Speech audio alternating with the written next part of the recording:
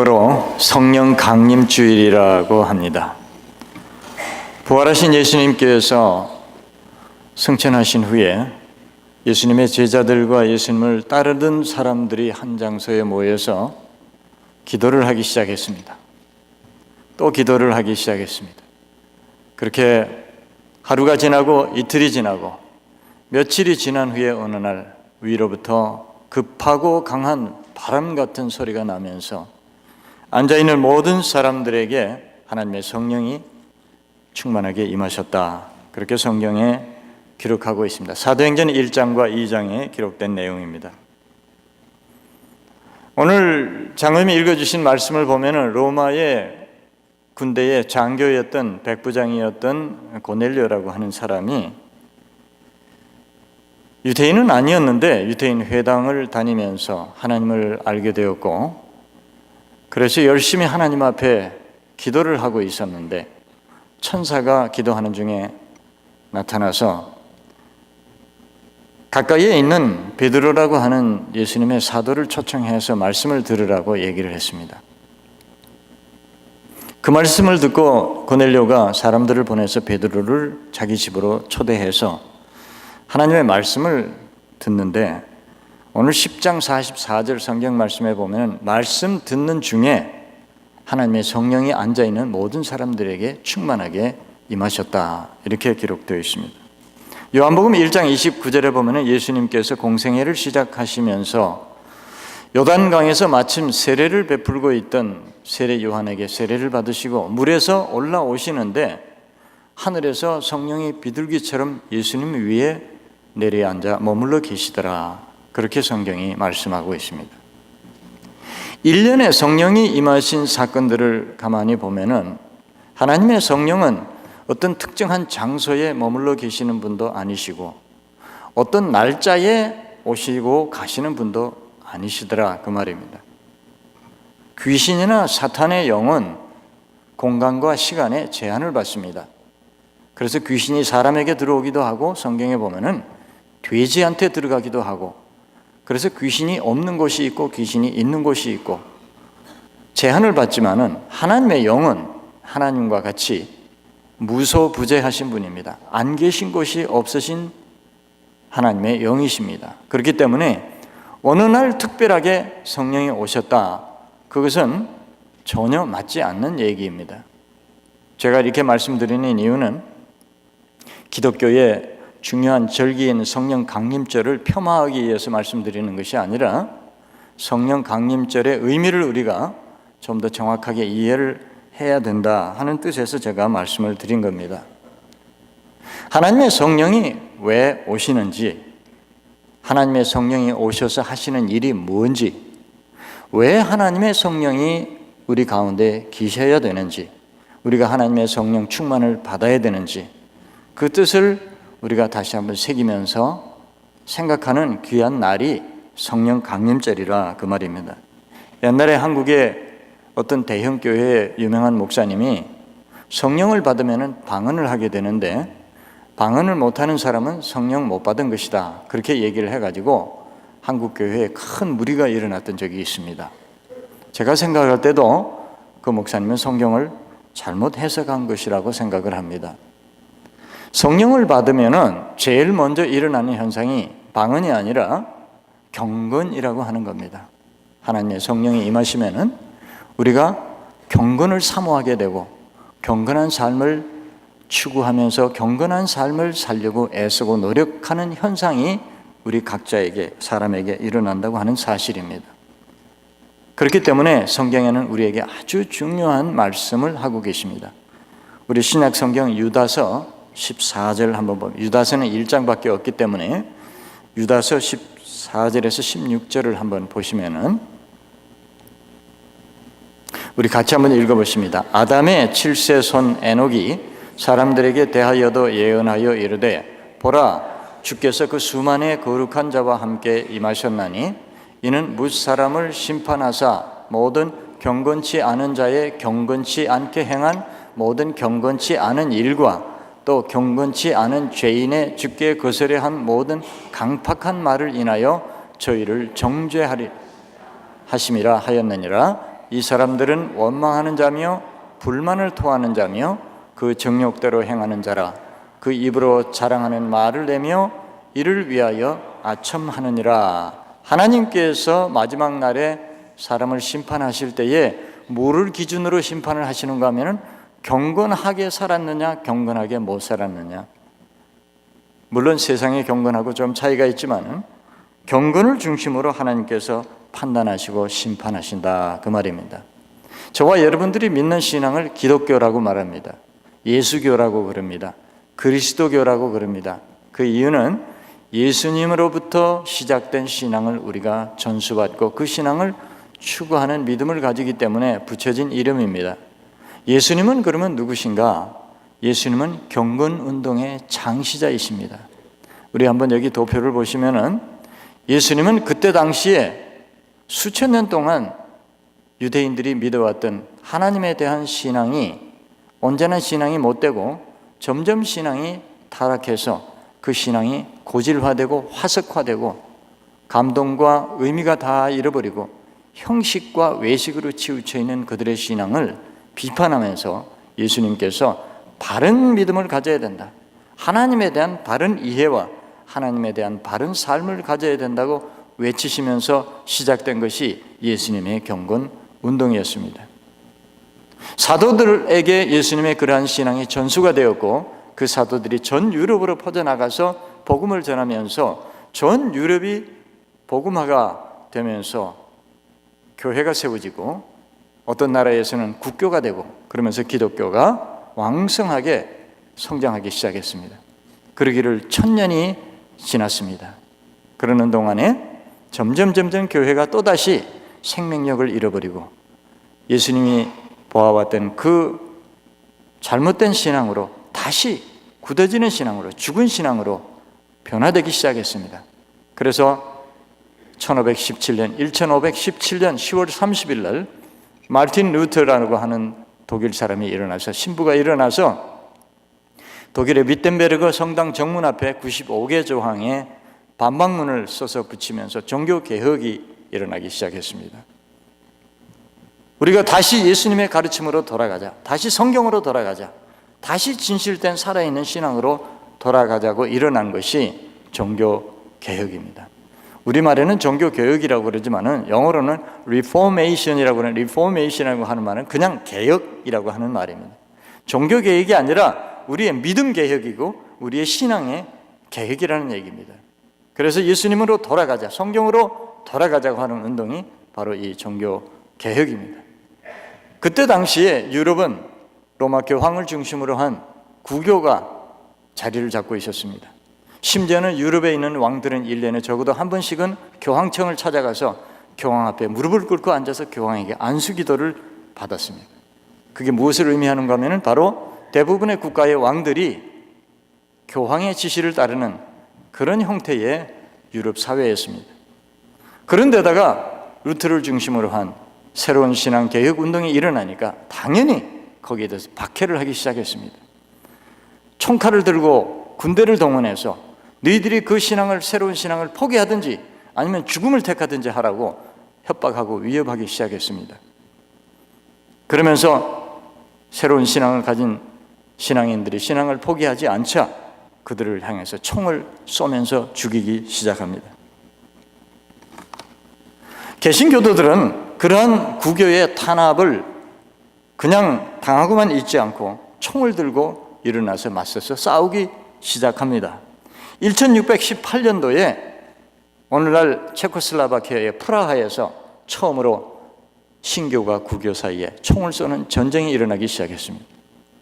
서로를 향해서 총을 쏘면서 사람이 죽기 시작했는데 무려 그로부터 구교 나라와 신교 나라가 나누어져서 서로 전쟁이 일어났는데 그 전쟁이 무려 30년 동안 계속이 되었습니다.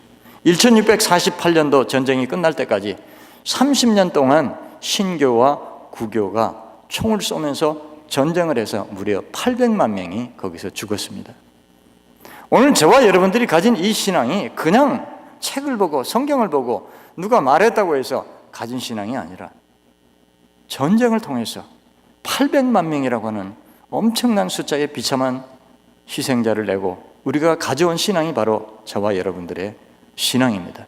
30년 종교전쟁이 끝나자 서로 타협을 했습니다. 이제는 총 들고 싸우지 말고 당신들은 당신들 믿음대로 살고 우리는 우리 믿음대로 살자. 그 대신 누가 옳은지 성경을 연구해서 밝히자. 그래서 그때부터 양 진영에서 성경을 연구하기 시작하고 신학을 연구하기 시작합니다. 그래서 만들어진 것이 신학이고 이 세상에 가장 많은 책이 신학 서적입니다. 가장 깊은 학문이 신학입니다. 그로부터 100년의 세월이 지났습니다. 어떻게 됐겠습니까? 행동하는 신앙, 실천하는 신앙이 아니라 성경을 연구하고 학문을 연구하고 신학을 연구하고 토론하다가 보니까 결국은 그 신앙이 또다시 점점 굳어지기 시작했습니다. 그래서 17세기에 독일의 프랑크푸르트에서 목회하던 필립 스페너라고 하는 목사님이 일어나서 이제는 우리가 정통 신앙도 중요하지만은 정통 실천이 더 중요하다. 그래서 실천하는 신앙이 되자. 그래서 새로운 경건 운동을 일으키기 시작했습니다. 그 운동이 점점 독일로, 그 다음에 스칸디나비아로, 그 다음에 전 유럽으로 확산되어 나가면서 18세기에 이르러서 독일의 진젠돌프라고 하는 백작이 일어나서 자기의 전 재산을 팔아서 외국에 선교사를 보내기 시작합니다.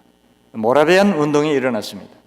모라비안들은 10가정만 모이면은 헌금을 해서 한 가정을 선교사로 파송하는 그런 새로운 경건 운동이었습니다. 그 여파로 전 세계에 선교사들이 나가기 시작했고 1734년도에 미국에서 요나단 에드워드라고 하는 사람이 일어나서 새로운 미국의 경건 운동을 일으켰고 우리 한국에서는 1907년도에 평양 대부흥 운동이 일어나서 바로 그 신앙이 오늘 저와 여러분들이 가진 이러한 하나님의 아름다운 신앙이 되었습니다. 저는 처음에 10대 때 예수를 믿게 됐는데 누가 저에게 전도한 것은 아닌데 어느 날 제가 청소년 시절에 많이 방황하면서 가만히 생각을 해보니까 세상이 너무 악하고 너무 험했습니다. 그래서 내가 이 험한 악한 세상을 어떻게 살아야 되나 혼자서 고민하는데 갑자기 제 마음속에 세상이 아무리 거짓되고 악해도 착하게만 살면은, 정직하게만 살면은 내가 성공하고 행복할 수 있지 않을까, 그런 생각이 문득 제 마음속에 들어오기 시작했습니다. 그래서 책을 읽고 그러다가 성경을 제가 읽게 됐습니다. 그래서 성경 속에서 예수님을 발견하고 제 발로 걸어서 교회를 나가게 됐습니다. 지금도 저는 항상 그때 생각을 해보면은 내가 교회도 나가지 않았지만은 내 마음속에 선하게 착하게 정직하게만 살면 되지 않을까, 처음 그 생각이 들어온 바로 그날 하나님의 성령이 내게 임하신 것이 아닌가, 그런 생각을 저는 해봅니다. 다시 우리 본문으로 돌아가서 그러면 성경에서 말하는 하나님의 성령이 임하시면은 우리가 경건하게 된다고 그랬는데 성경에서 말하는 경건이 뭔가, 바로 오늘 고넬료를 성경에 보니까 경건한 사람이었다 이렇게 표현을 하고 있습니다. 고넬료의 경건은 무엇이었습니까? 첫 번째 고넬료의 경건은 그의 가정에서 나타났습니다. 온 가족으로 더불어 하나님을 경외하며, 이렇게 성경이 말씀하고 있습니다. 학자들은 이런 고넬료와 같은 사람들을 가리켜서 God fearer 이렇게 말했습니다. 하나님을 두려워하는 사람들이 예수님 이후에 많이 생겨났습니다. 유태인은 아닌데 유태인의 삶과 생활과 그들이 하나님을 믿는 신앙을 보니까 너무 깨끗하고 아름답고 경건해 보이니까 유태인 아닌 이방인들이 회당으로 몰려왔습니다. 교회로 들어왔다 그 말이에요. 유태인들의 삶을 보고 유태인들의 하나님을 믿는 그 신앙을 보고 그게 부러워서 이방인들이 교회로 들어오기 시작했습니다. 그 중에 한 사람이 바로 이 고넬료라고 하는 사람이었습니다. 오늘 7절과 8절 말씀을 보니까 이 고넬료가 자기 가정에서 어떤 위치에 있었느냐 하면은, 고넬료가 하나님의 천사의 방문을 받고 베드로에게 사람을 보내려고 자기 집에 부하들하고 자기 집에 종들을 불러서 자기가 경험한 얘기를 다 했다 그랬습니다. 그때 고대 사회에서 종과 주인의 관계를 생각을 한다면은 고넬료의 이러한 모습은 얼마나 고넬료가 가족들에게 오픈된 삶을 살았는가, 가족들과 소통하는 삶을 살았는가 하는 것을 우리가 알 수가 있습니다. 오늘 23절 이하에도 보면은 베드로가 그 집에 초청받아서 왔는데 고넬료가 이미 자기의 온 가족들, 자기의 친척들, 자기의 친구들을 성경에 보니까 다 집에 모아놓고 베드로를 기다리고 있었다 그랬어요. 고넬료가 물어봅니다. 여보게 친구, 오늘 우리 집에 좀 오게나. 무슨 일인데? 저 베드로라고 하는 대사도가 오셔서 오늘 말씀을 전하시는데 자네 와서 좀 들어보게. 그래. 나가 자네가 믿는 하나님이라면 나도 좀 믿고 싶네. 그래 나도 가서 말씀을 듣지.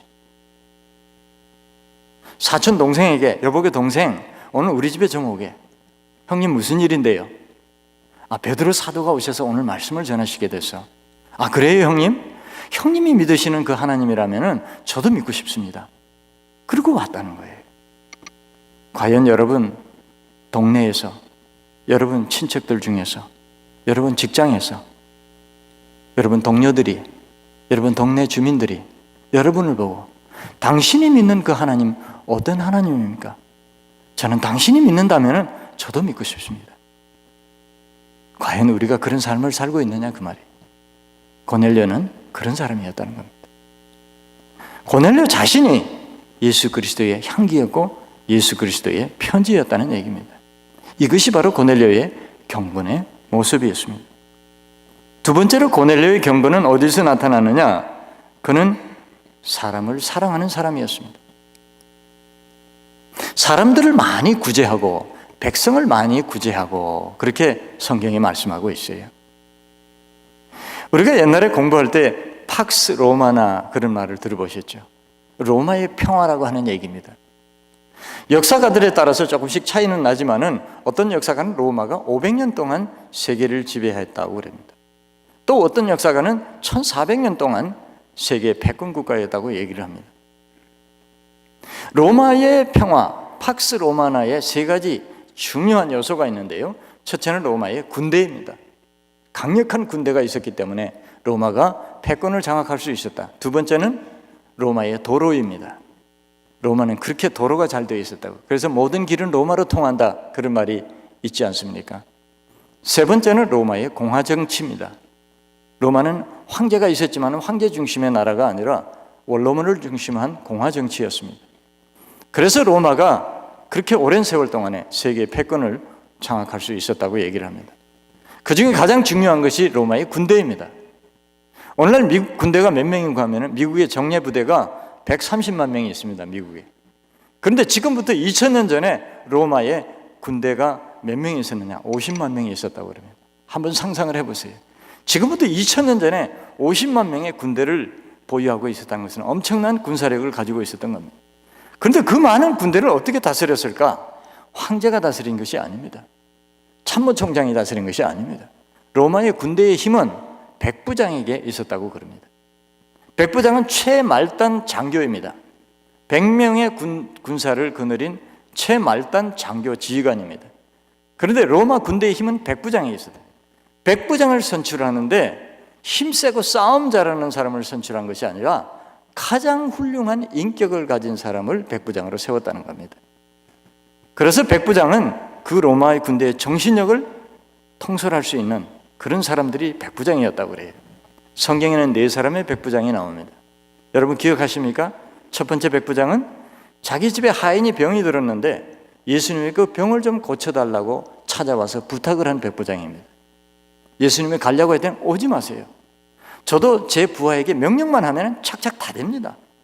예수님 명령만 하시면 안 오셔도 제 하인이 병이 나을 줄로 압니다. 그랬더니 예수님이 세상에 이스라엘 중에서도 내가 이런 믿음을 내가 만나보지 못했다. 예수님이 그 백부장을 칭찬하십니다. 참 그 백부장은 훌륭한 인격자요, 훌륭한 사람이었습니다. 두 번째 백부장은 예수님을 십자가에 못 박은 로마 군인들을 지휘했던 지휘관이었습니다. 그는 총독의 명령을 받들어서 비록 예수님을 자기 부하들을 시켜서 십자가에 못 박기는 했지만은 그가 예수님이 재판받으시고 끌려가시고 매맞으시고 십자가의 마지막 숨지는 순간까지를 쭉 지켜보면서 결론이 뭐였습니까? 그는 진실로 의인이었도다 고백을 했습니다. 성경에 그 뒷얘기가 나와 있지는 않지만 제가 생각할 때는 그 사람이 나중에 예수를 믿지 않았을까 생각을 합니다. 세 번째 백부장은 바울 사도가 죄수의 몸으로 로마로 압송될 때에 군사를 거느리고 그 바울을 호송한 백부장이었습니다. 처음에는 바울을 죄수를 데리고 가는 사람이었으니까 그런 위치에 있었는데 중간에 율라굴라 광풍을 만나고 죽을 고비를 넘기고 그 사이에서 바울이 하나님과 대화하고 하나님의 능력으로 살아나고 하는 모습을 보면서 점점 그는 바울에게 마음을 열게 되고 바울의 협조자가 되고 나중에 바울의 동력자가 되는 모습을 볼 수가 있습니다. 마지막 백부장은 오늘 성경에 나오는 고넬료 백부장이었습니다. 두 사람은 완전히 예수를 믿는 사람이었고 두 사람은 믿을 가능성이 많은 사람이었습니다. 한결같이 그들이 처신하는 모습을, 그들이 말하는 모습을 보면 훌륭한 인격자들이었고 사리분별이 분명한 사람들이라는 것을 우리가 알 수 있습니다. 그런데 오늘 특히 4절에 보니까 이 백부장은 백성을 많이 구제했는데 천사가 나타나서 이렇게 말합니다. 네 기도와 구제가 하나님 앞에 상달되었다 이렇게 말합니다. 하나님을 경외하고 하나님을 두려워하면은 사람을 사랑하게 되어 있습니다. 예수님도 율법의 결론을, 율법의 요약을 말씀하시면서 위로 하나님을 목숨을 다해서 먼저 사랑하고 그 다음에 이웃을 네 몸처럼 사랑하라고 했었습니다. 하나님을 사랑하는 사람은 사람을 사랑하게 되어 있다고 하는 말씀입니다. 더 중요한 것은 그렇게 사람을 사랑하는 것이 우리가 기도하는 것 못지않게 하나님 앞에 올라간다고 하는 사실, 하나님이 기억하고 계신다고 하는 사실, 오늘 성경이 우리에게 말씀하고 있는 것입니다. 마지막으로 고넬료의 경건은 항상 기도했다고 하는 말에 나타나 있습니다. 그의 경건이 영성으로 나타난 것입니다. 오늘 고넬료가 기도하는 시간을 보면은 제9시 기도하는 시간에 9시는 오후 3시를 말합니다. 아침 저녁으로는 기도할 수 있습니다. 저도 아침 저녁으로는 열심히 기도합니다. 그런데 낮 시간에 제가 열일을 제쳐놓고 정해놓고 기도하는 것은 쉽지 않습니다. 여러분 그렇게 잘 못하실 거예요. 그런데 이 고넬료는 유대인도 아니고 제사장도 아니고 이 사람은 율법학자도 아니고 아무것도 아니고 그런데 자기 업무 시간에 열일을 제쳐놓고 시간을 정해놓고 하나님 앞에 엎드려서 무릎을 꿇고 기도했다는 얘기, 무엇을 의미할까요? 그는 하나님을 얼마나 사모했는지, 그가 하나님을 얼마나 가까이 하고 싶은 사람이었는지, 그가 얼마나 하나님의 뜻대로 살고 싶어서 애쓰는 사람이었는지를 우리에게 보여주는 중요한 말씀이라고 생각을 합니다. 경건이라고 하는 것은 먼저 하나님 앞에 무릎을 꿇고 엎드리는 겁니다. 우리가 경건한 삶을 살 때에 하나님이 기뻐하시고 하나님께서 우리에게 역사하신다는 것을 알 수가 있습니다. 이제 조금 분위기가 무거워졌는데요. 우리 옆에 분 한번 쳐다보시기 바랍니다. 한쪽 분만 쳐다보세요.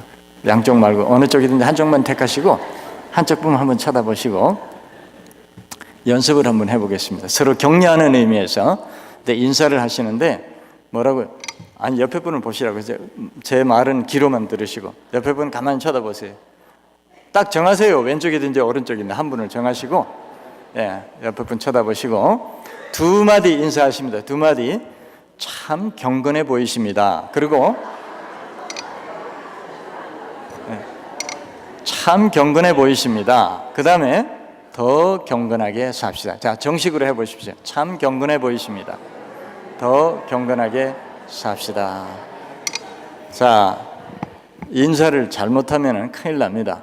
참 경건해 보이십니다를 앞에다가 액센트를 주고 조금 길게 해야지 끝에다가 액센트를 주고 살짝 올리면은 이거 비꼬는 말이 됩니다. 그러니까 다시 한번 정식으로 하시기 바랍니다. 참 경건해 보이십니다. 더 경건하게 삽시다. 네, 감사합니다. 제가 목사님 한 분을 소개해 드리겠습니다. 여기 보시는 이 목사님은 레슬리 뉴비긴이라고 하는 목사님, 영국의 장로교 목사님입니다. 지금은 돌아가셨는데 한 20년 전에 이분이 30대 초반에 인도에 선교사로 가서 35년을 인도에서 선교를 했습니다. 그리고 영국으로 돌아갔는데 영국에 돌아갔을 때 이분이 깜짝 놀랐습니다. 35년 전에 자기를 인도에다가 파송한 그 교회는 온데간데 없어지고 교인들의 신앙은 다 땅바닥에 떨어져서 열정도 없어지고 진실함도 없어지고 세상이 그 사이에 엄청나게 세상 문명이 발달을 하니까 교회가 그 세상에 대해서 아무 힘을 못 쓰더라는 거예요. 복음을 감히 전하지를 못하더라는 거예요. 쩔쩔매고 있더라는 거예요. 그래서 이분이 뭐라고 그랬냐면은 선교지가 인도가 아니고 바로 영국이 선교지다. 그래서 이분이 그때부터 영국 교회에 경건 운동을 일으키기 시작합니다. 그 경건 운동이 미국으로 건너와서 약 20년 전부터 미국 교회 안에서 미셔널 처치라고 하는 운동이 일어나기 시작했습니다. 미셔널 처치라고 하는 말은 한국말로는 선교적 교회라는 얘기입니다. 선교하면은 아프리카로 가고 아마존을 가고 파푸아 뉴기니아를 가고 멕시코로 가는 걸로 생각하는데 그게 아니고 미셔널 처치라고 하는 말은 바로 내 일터가, 직장이, 내 학교가, 그 다음에 내가 사는 동네가 바로 선교지라고 하는 그런 뜻입니다. 그래서 어떻게 하면은 내가 내 직장에서, 내 학교에서, 내 일터에서 내가 하나님의 메신저로서 선교사로서 내가 역할을 할 것인가, 그거를 연구하고 그거를 훈련하는 운동이 바로 경건 운동이 미셔널 처치 운동입니다. 이분이 돌아가시기 전에 인터뷰한 내용이 있는데 잠깐 우리 한번 보실까요? Secondly, of course, as I say, there has to be always the church has to go out and involve itself in the lives of ordinary people, and here is where the tremendous task is, and a very difficult task, and it's a task primarily for lay people. Discern in the worlds of economics or business or the media or the arts or whatever, to discern the places where the Christian message about God's nature and purpose impinges on contemporary practice and requires us to challenge it. And that's a very long-term and difficult task where primarily the lay people actually working at the coalface, so to speak, are the ones that have to bear the main load. But also, I think the kind of things that Sam Kamalason has been giving himself to, where the church is in the position of solidarity with the poor and the needy and the oppressed. That's the proper point of view from which the gospel makes sense.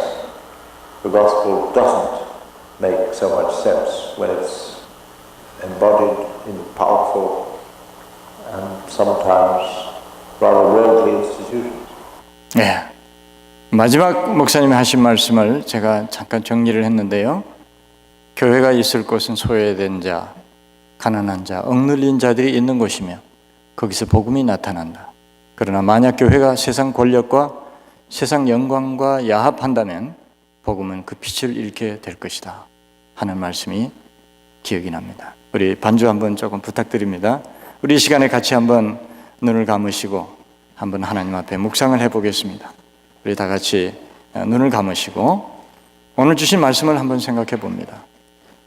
하나님의 성령이 임하시면은 먼저 우리에게 경건에 대한 욕망이 일어납니다. 내가 경건하게 살고 싶은 생각이 듭니다. 그리고 그 경건은 우리의 가정에서, 그리고 우리의 이웃들에게서, 그리고 내가 영적인 삶에서 그 경건이 나타나게 되어 있습니다. 우리가 가진 신앙은 그냥 흘러온 것이 아니고 엄청난 우리의 신앙의 선조들이 피를 흘리면서 총을 들고 싸워서 지킨 믿음이 저와 여러분들의 신앙입니다. 그들의 희생과 그들의 헌신을 통해서 우리가 복음을 듣게 되었고, 그래서 우리가 예수 믿어 구원받았습니다. 그러나 오랜 세월이 지난 후에 우리의 신앙이 또다시 과거의 유대인들, 책망받은 유대인들의 신앙처럼 우리의 신앙이 돌처럼 굳어진 신앙이 아닌지, 내가 과연 서 있는 위치가 어디인지 그것을 우리가 분별하지 못하고 그냥 흘러가는 신앙이 아닌지, 과연 주님이 지금 이 자리에 오시면은 우리의 신앙을 보고 뭐라고 말씀하실지 우리가 한번 깊이 생각해보는 귀한 시간이 되어야 할 것 같습니다. 살아계신 아버지, 유대인들의 신앙이 형식과 외식과 거짓으로 치우쳐 있을 때에 주님이 이 땅에 오셔서 저들을 향해서 불같은 열정으로 저들을 책망하시고 하나님의 진실을 선포하셨습니다. 그리고 그들의 미움 때문에 주님은 십자가에서 우리 죄를 위해서 죽으셨습니다. 그 믿음을 지키기 위해서 우리의 신앙은 수많은 믿음의 선조들이 피를 흘리며 죽어갔습니다.